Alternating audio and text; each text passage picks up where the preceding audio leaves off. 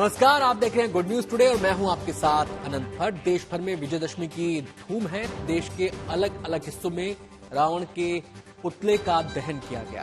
दिल्ली से लेकर पटना, पंजाब से लेकर जम्मू तक बुराई पर अच्छाई की जीत के जश्न में लोग डूबे नजर आए। इस बीच दशहरा समारोह में हिस्सा लेने के लिए दिल्ली के द्वारका रामलीला ग्राउंड में प्रधानमंत्री नरेंद्र मोदी पहुंचे। द्वारका रामलीला मैदान में प्रधानमंत्री मोदी ने भगवान राम, लक्ष्मण, सीता और हनुमान की पूजा की और रावण के पुतले का दहन किया। वहीं राष्ट्रपति द्रौपदी मुर्मू ने सरसंधान कर बुराई के इस प्रतीक का अंत किया और कांग्रेस की पूर्व अध्यक्ष सोनिया गांधी दिल्ली के नवश्री धार्मिक रामलीला में शरीक हुई।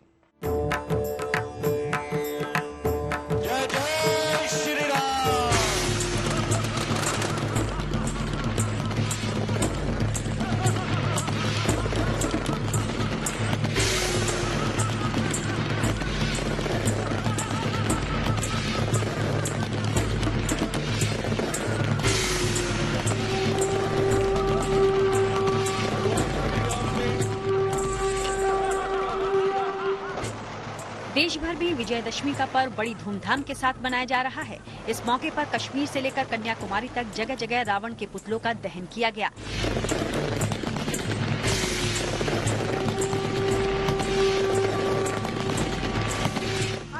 इस मौके पर प्रधानमंत्री नरेंद्र मोदी राजधानी दिल्ली के द्वारका सेक्टर पहुंचे। वो मुख्य अतिथि के रूप में रावण दहन कार्यक्रम में शामिल हुए।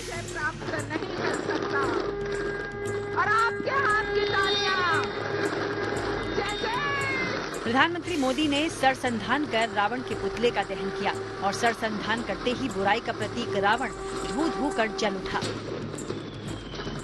इस पावन पर्व पर प्रधानमंत्री मोदी ने कहा कि विजयदशमी का ये पर्व अन्याय पर न्याय की विजय, अहंकार पर विनम्रता की विजय और आवेश पर धैर्य की विजय का पर्व है।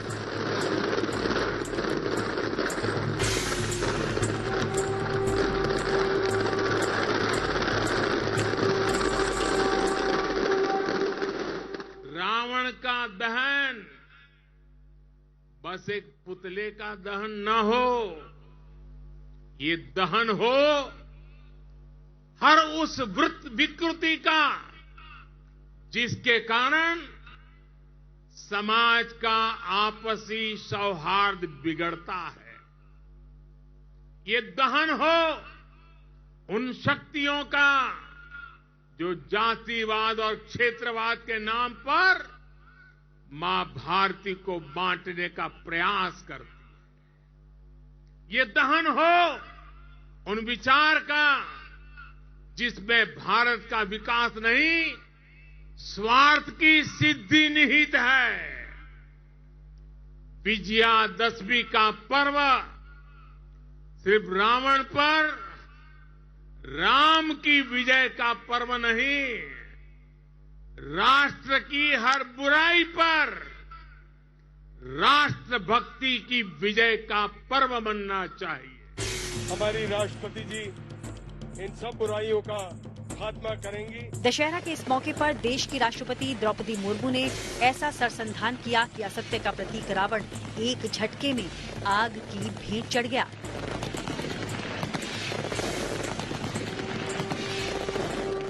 वर्ष 2047 तक भारत के एक विकसित राष्ट्र बनने की हमारे मनोकामनाएं पूरी हो, यही प्रार्थना के साथ मैं श्री राम से प्रार्थना करती हूँ कि सबका भलाई हो। रामचरितमानस से गोस्वामी तुलसीदास ने कहा है, जो इच्छा करी हो मन माही, हरि प्रसाद कोछु दुर्लभ नहीं। बोलो बोलो सियापत रामचंद्र भगवान की जय। कांग्रेस की पूर्व अध्यक्ष सोनिया गांधी दिल्ली के ननश्री धार्मिक रामलीला में शरीक हुई।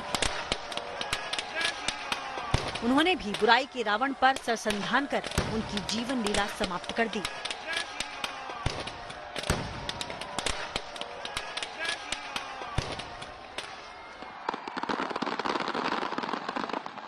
हरियाणा के पंचकूला सेक्टर 5 में इस बार 171 फुट के रावण का दहन किया गया, जिसे इस साल दुनिया का सबसे बड़ा रावण घोषित किया गया। इतिहास के आईने में इस तथ्य को अगर देखें तो सच भी यही है कि अपने अहंकार में चूर रावण ने भी ब्रह्मांड में सबसे बड़ा खुद को मान लिया था। पंचकुला के इस रावण की बात करें तो ये कहा जा रहा है कि ये दुनिया का सबसे ऊंचा रावण था और शायद अपने आप में ये इतना बड़ा रावण जिस तरीके से धू-धू करके जल रहा है अपने आप में एक संदेश देता है कि बुराई का कद कितना भी बड़ा हो लेकिन उसका परिणाम अंत में यही होता है कि वो आग के हवाले की जाती है, मिट्टी में मिल जाती है। रावण के अंदर जो अहंकार था और बुराई के ऊपर अच्छाई की जीत किस तरीके से होती है ये रावण का वो पुतला अपने आप में बता रहा है, जो दुनिया में सबसे बड़ा पुतला था, 171 फीट ऊंचा, जिसे बनाने में 3 महीने लगे थे और 18 लाख रुपए सिर्फ इस पुतले पे खर्च हुए थे और ये पुतला अब धू-धू कर जल रहा है।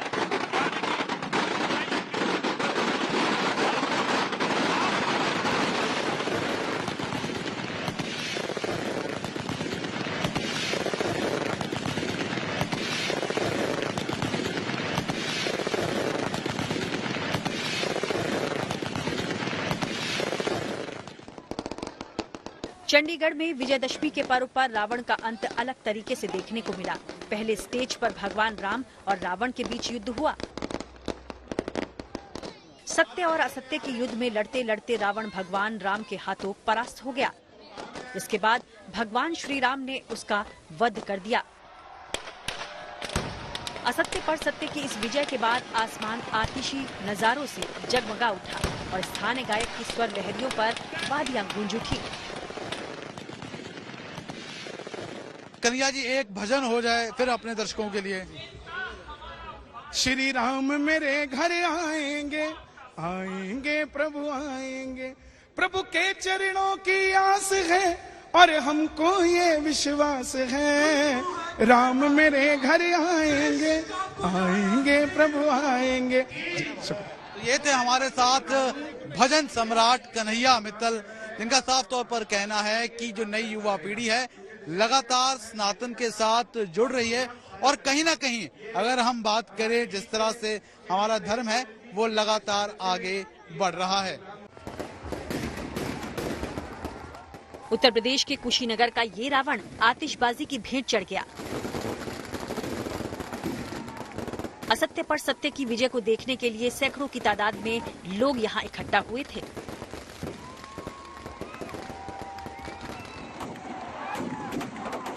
उत्तर प्रदेश के ही औरैया में रावण के पुतले में पैरों से लगी आग सिर तक जा पहुंची। सैकड़ों की तादाद में इकट्ठा हुए लोगों ने देखा कि बुराई का ये पुतला कैसे कंकाल में तब्दील होकर जमीन पर गिर पड़ा।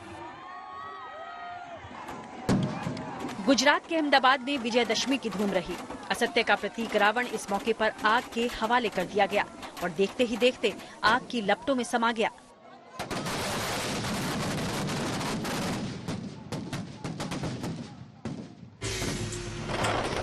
अहमदाबाद की ही तरह मायानगरी मुंबई में भी बुराई का ये पुतला आग की लपटों से घिरा हुआ देखा गया।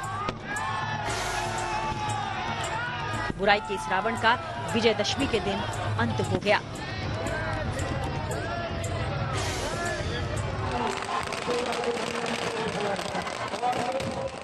बिहार के समस्तीपुर में रावण के पुतले के दहन पर हजारों की तादाद में लोग मौजूद थे।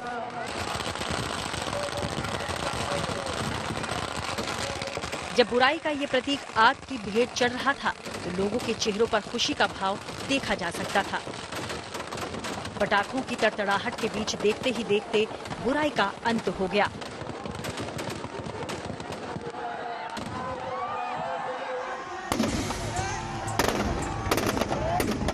ये तस्वीरें लेह में रावण दहन की हैं।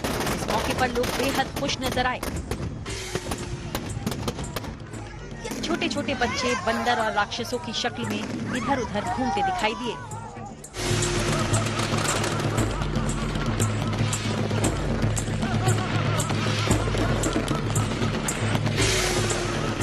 सत्य की असत्य पर जीत के इस पर्व को विजयदशमी कहते हैं। आज के दिन भगवान श्री राम ने रावण का वध कर लंका पर विजय हासिल की थी।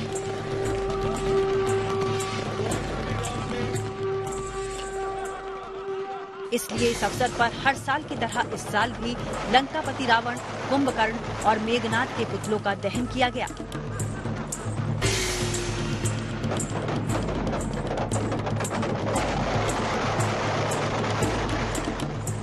दशहरे के इस पर्व के दौरान लोगों ने समाज में मौजूद बुराई को रावण के पुतले के प्रतीक के रूप में जलाया। Bureau report, good news today. Vijayadashami के मौके पर देश भर में जगह जगह शस्त्र पूजा की गई। इस मौके पर रक्षा मंत्री राजनाथ सिंह अरुणाचल प्रदेश के तवांग में मौजूद फॉरवर्ड पोस्ट पर भारतीय सेना के जवानों के बीच पहुंचे और वहां विधि विधान से शस्त्र पूजा की शुरुआत की।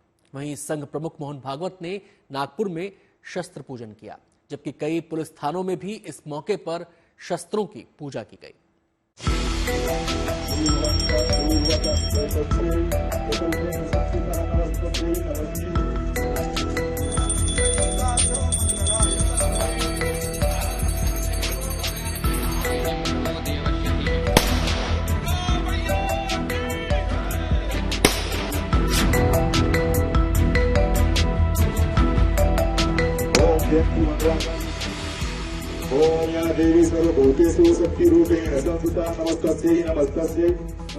कलश पूजन के बाद सेना के शस्त्रों की बारी आई और एक एक कर सभी शस्त्रों पर रक्षा मंत्री ने बारी बारी से पुष्प चढ़ाए, जिनमें अत्याधुनिक assault rifle, grenade launcher, rocket launcher, anti tank missile समेत दूसरे कई घातक और अत्याधुनिक हथियार शामिल थे।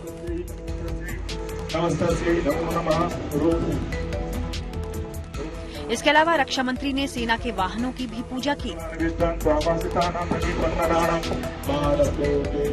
दशहरे के अवसर पर अरुणाचल प्रदेश के तवांग पहुंचकर रक्षा मंत्री का शस्त्र पूजा करने की काफी अहमियत है। आज के 4 वर्ष पहले इस स्थान पर मैं आया था, लेकिन फिर मेरी इच्छा हुई कि एक बार विजयादशमी के पावन पर्व पर अपने बहादुर जवानों के बीच चलूं और उनको विजयादशमी के पर्व की मैं हार्दिक शुभकामनाएं दूं, उनको मैं हार्दिक बधाई दूं। इसी निमित्त मैं आप सबके बीच आया हूं। इसलिए प्रथमतः मैं आप सभी को अपनी तरफ से विजयादशमी की हार्दिक बधाई देता हूं।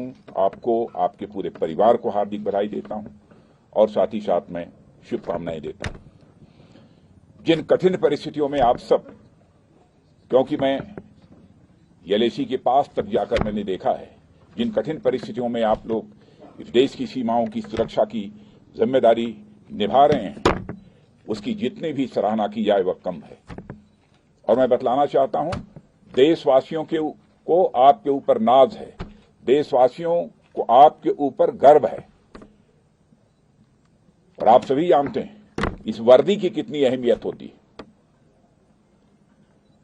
मैं समझता हूं अधिकांश ऐसे जवान होंगे, बिरले ही जवान बचे होंगे जिनकी इच्छा न होती हो, नहीं तो शायद अधिकांश नौजवानों की अथवा बचपन की यह इच्छा रहती है कि कभी न कभी मुझे जिंदगी में कोई एक ऐसा अवसर मिले ताकि मैं सेना की वर्दी पहन सकूं। कि राजनीतिक क्षेत्रों में काम करने वाले लोग यदि मंत्री हैं, बड़े ओहदों पर हैं, उनकी भी यह कोशिश रहती है कि टेरिटोरियल आर्मी के माध्यम से एक बार हमारे जिस्म पर यह जो है बहादुर सेना के जवानों की वर्दी पहुंच जाए। उनकी भी यह इच्छा होती है। और इस वर्दी की क्या अहमियत होती है, इस वर्दी का क्या सम्मान है, आपको उतना एहसास नहीं होगा जितना कि इस देश में रहने वाले आम नागरिकों को इसका एहसास है। इसके प्रति लोगों के मन में एक बेहद सम्मान है। भारत और चीन के बीच बीते काफी समय से सीमा पर विवाद जारी है और दोनों देशों की सेनाएं आमने सामने तैनात हैं। अपनी जबरन विस्तारवादी नीति के तहत चीन की नजर भारत के अरुणाचल प्रदेश पर है, खासकर तवांग पर। चीन किसी तरह से कब्जा करना चाहता है। तवांग और यांगजी तिब्बती बौद्ध धर्म के लिए बेहद अहम है। तवांग तिब्बत के छठे दलाई लामा की जन्मस्थली है। तवांग का बौद्ध मठ भी तिब्बती बौद्ध धर्म के लिए बेहद पवित्र माना गया है। यही वजह है कि चीन की तवांग पर नजर है। हालांकि हमारे वीर जवानों के शौर्य और पराक्रम की वजह से चीन की अरुणाचल के तवांग पर कब्जे की तमन्ना पूरी नहीं हो सकेगी। चीन से सटी सीमा पर राजनाथ सिंह की मौजूदगी और उनकी तरफ से किए गए शस्त्र पूजा से संदेश बिल्कुल साफ था कि हम शांति के पुजारी हैं। किसी देश पर पहले आक्रमण नहीं करते, लेकिन उकसाने पर जवाब भी भरपूर देते हैं। श्रीमान, आप उत्तर की तरफ देख रहे हैं। यदि आप सामने देखें, हमें नीले रंग के कुछ शेल्टर्स नजर आ रहे हैं। ये Chinese border personnel meet facility है, जिसके सामने हमारी तरफ इनक्रेडिबल इंडिया गेट नजर आ रहा है। आधा दाहिने ऊपर की तरफ देखें, एक काली पहाड़ी जिस पर एक बंकर भी नजर आ रहा है। ये हमारा पहली हेलमेट नुमा पहाड़ी, ये हेलमेट टॉप है। वापस चाइनीज बीपीएम फैसिलिटी, यदि हम बाएं 10 बजे की दिशा में अपने सामने देखें, हमें एक जिसमें एक प्रोमिनेंट रोड भी है, ये एक्सिस ब्रावो है, जो कि बुमला को चीन के, तो कुछ हरे और नीले रंग के शेल्टर्स नजर आ रहे हैं। ये पीपल्स लिबरेशन आर्मी का ऑब्जर्वेशन पोस्ट है, जिसे हम व्यू पॉइंट एरिया या वीपीए कहते हैं।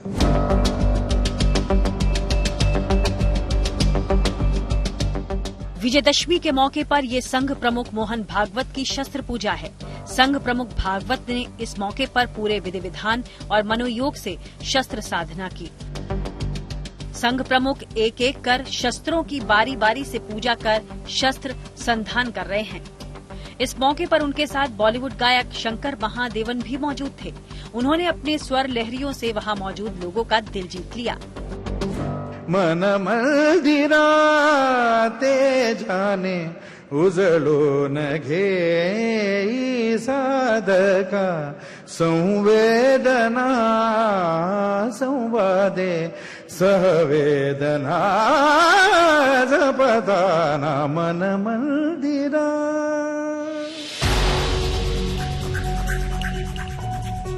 भर्गो देवस्य धीमहि धियो यो। छत्तीसगढ़ के रायपुर पुलिस लाइन में भी दशहरा के पावन पर्व पर शस्त्र पूजा की गई। इस मौके पर जिले के आला पुलिस अफसर ने पूरे विधि विधान से पूजा अर्चना की।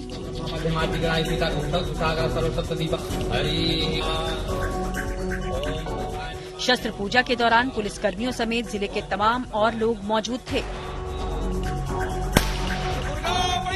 जिले के एसएसपी ने पूजा अर्चना के बाद खुद पिस्टल से निशाना लगाकर शस्त्र संधान किया।